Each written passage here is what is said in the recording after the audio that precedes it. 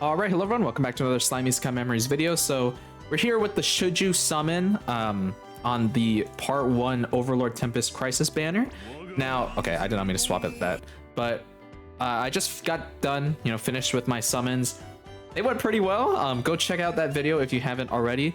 But this is the new and first of, I think, one or two, or even three, Overlord collaboration banners. And I would say overall the current lineup on this banner is pretty decent. Pretty decent. So I'll just scroll through really quickly and then we'll go into Ainz and Rimuru. So we have Ainz and Rimuru, obviously. Featured EX characters is Rain, who is not bad. She's good to just have as like level 100.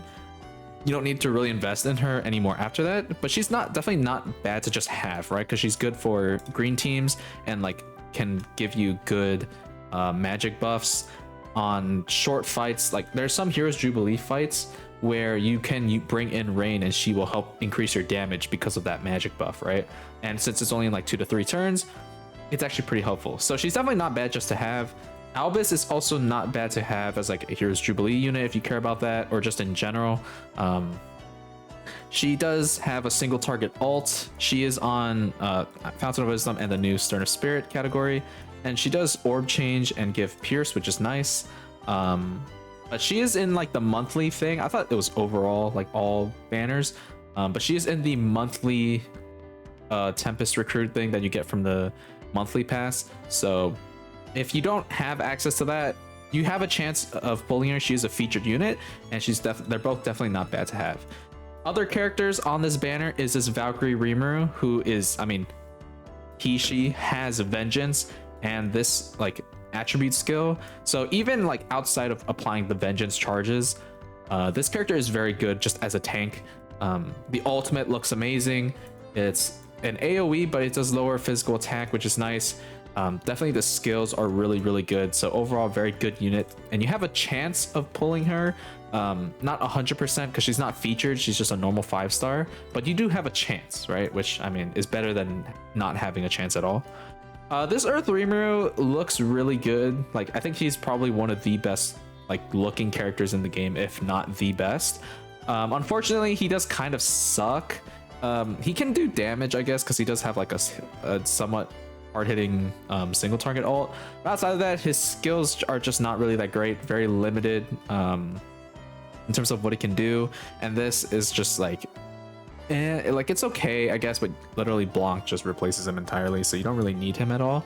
But he's just cool to have, right? Which you do have a chance of pulling him, and currently at the moment there's no other way to pull him. This Hinata is also in the monthly Tempest recruit, and she's definitely not bad, both as a support and as an actual like DPS. She is on many categories. Warrior's Mind is definitely not bad. She's as well is not really a thing at the moment, but Fountain of Wisdom, the main team she's on, and the new Stern of Spirit category. She does have a single target ult, and she does buff her own ult damage, and then also Fountain of Wisdom and Shizu's Will allies attack by 60%. I believe this goes up to 50, I think, or like something like that. I don't know. But she can buff herself and then buff other allies, and she's a special orb changer, which is not really like something you need all the time, but it's definitely not a bad skill to have. And she does give protection gauge, which is nice. So, and she's also one of the few Wind EX characters that just exist in general, because I think Wind is probably one of the ones that has the least amount. I think Earth is also in contending, but her ult looks good. She's good. She's definitely like a decent unit to have. So those are all the units that are on the banner. So definitely a very solid lineup that you can pull. Now let's just go through Ainz really quickly. I do have the wiki pulled up here. So let's just check stats. So in terms of attack, he is in line with everyone for the highest, 4019. Same, or actually just in line with the Rimuru that came out last month, the Ichiban Kuji Rimuru. They both have the same 4019 attack stat, which is the highest in the game, so he's going to be hitting hard. In terms of defense, 2870 is definitely I guess technically you could say a bit lower, but like it's pretty decent. It's average. I mean, you're not really using him for defense, right? And then health is also the same as Blanc, 8,220. So the main thing is obviously his attack stat, which is nice. He's on Stern of Spirit, Wielder of Magic, and Commander, which is the, Stern of Spirit is the force that is being buffed this month. His ultimate is a single target that hits for 490 or 735. His skill details, as we've already seen, I've kind of already gone over this, but he does boost Stern of Spirit and Commander Force allies crit rate by 100%, and then increases his own magic attack by 70% at level max. 80 skill points, definitely not bad, like a really good skill. So you don't need like crit rate or anything if you're on those categories or those forces. And then his second skill, he introduces the Despair mechanic, which he only adds one, but each charge deals 5% of the target's attack every turn, and also decreases their ult damage resistance by 5%, up to a max of 100% for each. So you can put 20 Despair charges max on any opponent, but he puts it on everyone. And he also buffs a green or protection gauge by 40%, which is definitely nice. So I think once we get like Albedo and Shoutir, like other units who will also help with this, you'll definitely see the Despair mechanic like take effect, because currently, I mean, you'd have to use this skill 20 times to, get the full effect, which is almost impossible considering like, how long fights normally are. It'll just take a long time, right? It'll just take a long time. But once we get other units, this will definitely show itself. But overall, a very, very solid and good skill set, I would say. For Valor trait, it's not really anything too crazy. He just buffs or debuffs green orb gauge increase by 20% for one turn. His character trait, he gives a lot of protection gauge. Every 3 turns, he gives 5 or 7, which is definitely nice. His secret skill, I mean, this, once you're level 120, you get an extra 20% buff. And then his EX ability board is based with Narbor or Gamma, who buffs his crit damage. So overall, really solid, really, really good unit. Ainz is looking to be very, very strong, which is nice. So if you're kind of hesitant as to how good he is, I mean, of course, you can wait. This is just kind of like a, watch this before the end of the month, basically.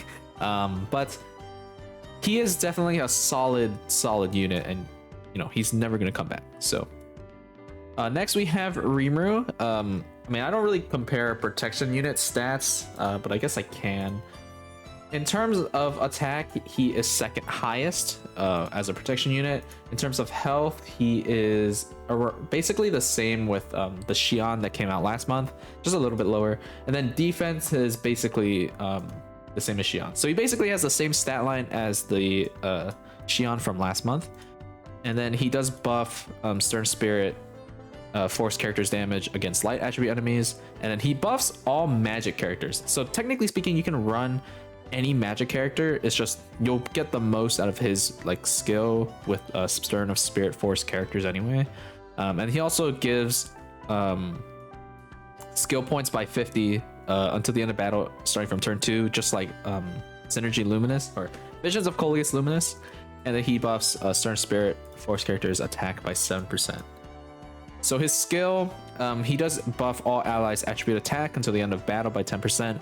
He buffs solo skills skill point increase by 100% at max. And he also does the decreased skill cost only for Vanguard allies. So unlike Velzard, he only does it for Vanguard allies, but it's still, definitely good, right? And it works well with the Despair mechanic, because you're gonna want to spam it as many times as you can.